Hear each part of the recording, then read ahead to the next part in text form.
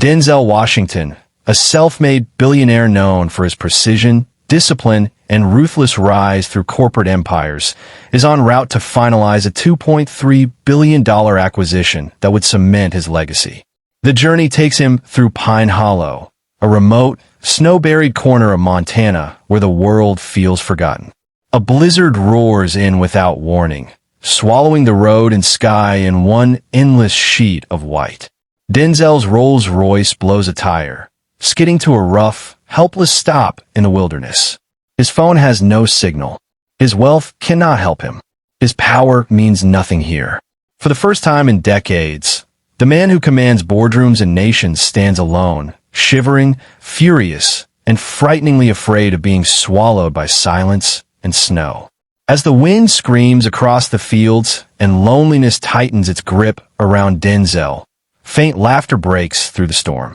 Out of the white haze emerge three teenagers on bicycles: Caleb McLaughlin, Jalen Hall, and Keedrich Salati. Their clothing is worn, patched, and insufficient for the cold, yet they move confidently, as if the storm knows them. They notice the abandoned luxury car and the man stranded beside it. Caleb, steady and observant, offers help without hesitation.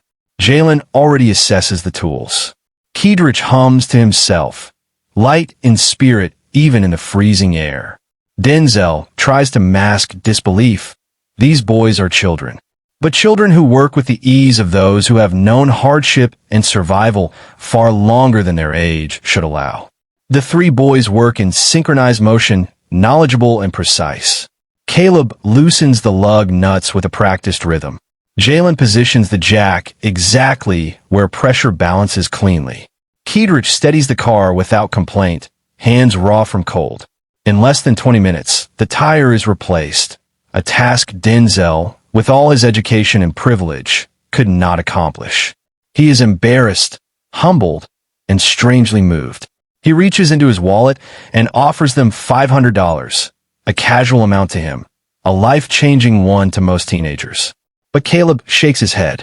Jalen looks away. Keedrich simply says, "No, sir." Their refusal is gentle, but absolute. And Denzel feels something crack inside him, something old. Caleb explains, their rejection is not about pride, superiority, or defiance. It is about a promise. Caleb's father, Mahershala Ali, was the town's beloved mechanic, a man who fixed cars, shoveled porches, repaired fences, and helped anyone who needed help without asking for a single dollar more than they could give. When a stranded mother and her two children nearly froze on this same road 2 winters ago, Mahershala fixed her engine for hours in the cold and refused payment, telling her to use the little money she had to feed her children. Months later, illness consumed him. Cancer. The town gathered for him, fed his family, protected them, and kept them standing. He didn't leave us money, Caleb says softly. He left us the meaning of a good name. The boys tell Denzel the final promise their father asked of them. Help others because it is right, not because of what you may receive. Denzel is struck by the weight of those words, words that feel impossibly distant from his own life. He remembers his father, a cold and unforgiving man whose funeral was sparsely attended and dry-eyed. He realizes he has never helped without expecting something in return. Not once. The storm quiets just slightly, but inside him, a far larger storm begins. Something unfamiliar, something painful, something true. He drives away in silence, the boys riding off to help an elderly neighbor shovel snow, and the billionaire who has everything suddenly feels painfully, profoundly poor. Denzel reaches Denver in time for the monumental business meeting. The boardroom is pristine, the air expensive, the suits perfectly pressed. Richard Chun, his rival in every corporate competition, sits across from him. The $2.3 billion deal is signed. Applause echoes. Cameras flash. His assistant beams. His lawyers shake hands. But inside, Denzel feels nothing but emptiness. A hollow echo where pride once lived. The ink dries on the documents, yet the victory tastes like ash. For the first time, success feels like failure. His empire, his wealth, his brilliance, meaningless, weightless, incomplete. Without speaking, without explaining, Denzel stands up and walks out of the glass tower where his career has been built. He does not answer calls. He does not celebrate. He simply drives back into the cold, back toward the quiet, back toward Pine Hollow. The road stretches ahead like a question he has avoided his entire life. His heart beats with a strange urgency, pulling towards something deeper, something human, something lost. He arrives in the town, small, old, worn by time, and finds the boys inside a diner, eating burgers and laughing warmly. He asks to speak with them privately. They tell him plainly, if you want to help someone who needs it. They lead him to the Pine Hollow Youth Center, the only safe haven for the children of the town. Inside, the building is failing. Leaking roof, dead heating system, collapsing floors, outdated computers, worn furniture. Miss Octavia Spencer, the director, runs it with a fierce and patient love. She has kept it alive through sheer willpower and faith. She tells Denzel the cost of repairs. $440,000 to restore the building fully. The town has only managed to raise $23,000 in 2 years. Not for lack of effort, but because poverty is constant and survival leaves little room for generosity. Yet the center still breathes with laughter, learning, friendship, and childhood, fragile and precious.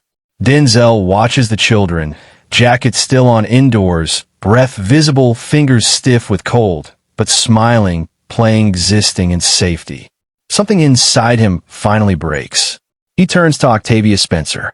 Without hesitation, without ego, without the need for acknowledgement, he tells her he will fund the entire restoration. Every repair, every upgrade, every need. The moment hits the room like sunlight breaking through a decade-long storm. Octavia cries. Children gather around. Caleb, Jalen, and Keedrich stand silent, not shocked but proud. They have not changed him. They have simply reminded him who he could be. Over the next months, Pine Hollow changes.